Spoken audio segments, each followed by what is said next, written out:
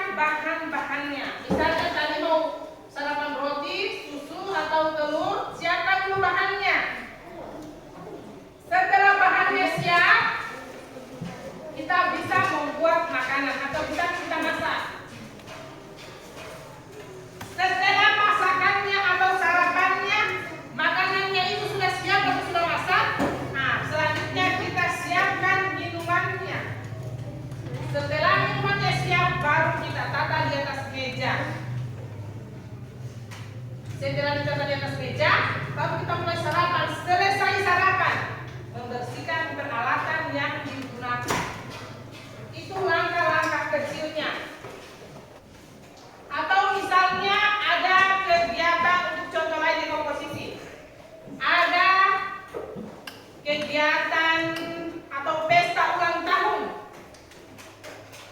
Misalnya Putra mau bikin pesta ulang tahun. Jadi dengan dekomposisi ini sebelum dia bikin pestanya, dia harus bikin dulu yang pertama siapkan tempatnya. Setelah dia siapkan tempatnya, dia siapkan panitianya. Siapa nanti yang akan bikin kuenya atau siapa yang akan angkat mejanya. Setelah pilih tempat, siapkan panitianya, siapkan menunya. Setelah itu siapkan undangannya. Itu namanya dekomposisi. Sekarang kita masuk ke yang kedua. Landasan yang kedua, pengenalan pola. Coba Anak Serawanti baca kita apa itu artinya pengenalan pola. Pengenalan pola berarti mengidentifikasi kesamaan atau pola dalam berbagai permasalahan untuk penentuan solusi yang dapat diterapkan kembali. Iya, pengenalan pola berarti mengidentifikasi kesamaan atau pola dalam berbagai permasalahan untuk menemukan solusi yang dapat diterapkan kembali. Misalnya dalam bilangan genap, di situ ada bilangan genap 2, 4, 6, 8. Itu adalah bilangan genap. Dia menggunakan pola bilangan genap dengan bertambah 2. Dari 2 ke 4 itu berarti ditambah 2. 4 ditambah 2, 6 ditambah 2.